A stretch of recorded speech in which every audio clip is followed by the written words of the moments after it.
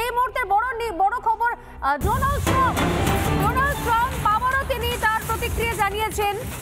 এর আগেই আমরা শুনেছিলাম যে নরেন্দ্র মোদী বলেছিলেন যে কোনো মধ্যস্থতাকারীর দরকার নেই, যদিও ডোনাল্ড ট্রাম্প এখনো পর্যন্ত টানা মরিয়া চেষ্টা চালিয়ে যাচ্ছেন কৃতিত্ব নেওয়ার।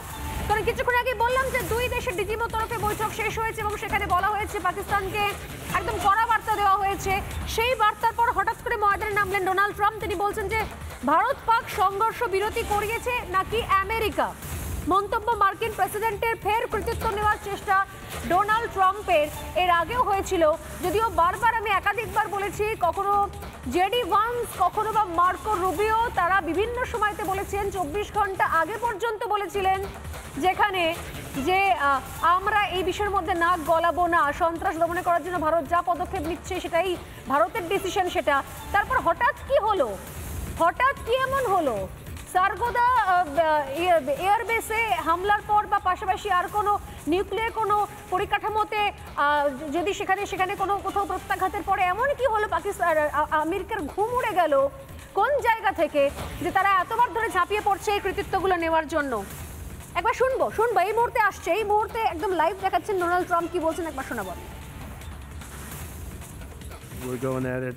My administration helped broker a full and immediate ceasefire, I think a permanent one, between India and Pakistan, ending a dangerous conflict of two nations with lots of nuclear weapons. And they were going at it hot and heavy, and it was seemingly not going to stop.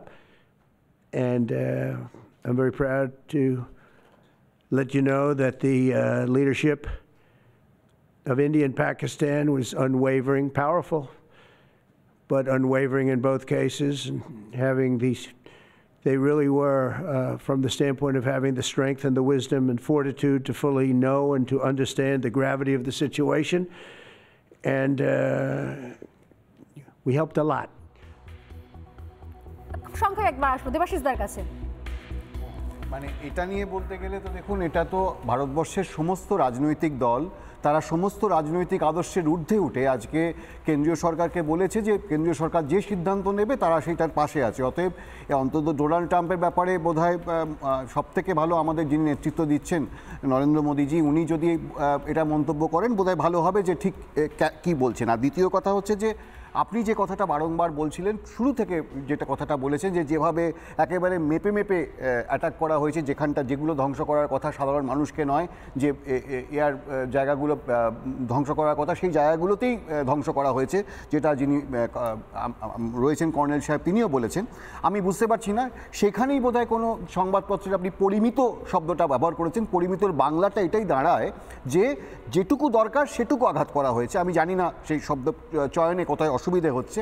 তো আমার যেটা মনে হয় আজকের দিনে দাঁড়িয়ে আমাদের সমস্ত রাজনৈতিক পার্থক্যের ঊর্ধ্বে উঠে যেটা কেন্দ্রীয় সরকার আজকে সিদ্ধান্ত নিচ্ছেন সেই সিদ্ধান্তের সাথে থাকা উচিত।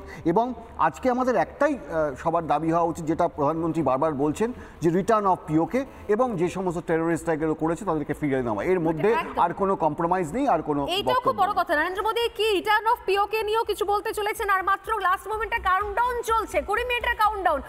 নানা ধরনের কন্টেন্ট দেখার জন্য লাইক করুন, শেয়ার করুন আমাদের ফেসবুক পেজ, সাবস্ক্রাইব করুন আমাদের ইউটিউব চ্যানেল। পাশাপাশি অন্যান্য ব্রেকিং নিউজের জন্য অবশ্যই চোখ রাখুন রিপাবলিক বাংলায়।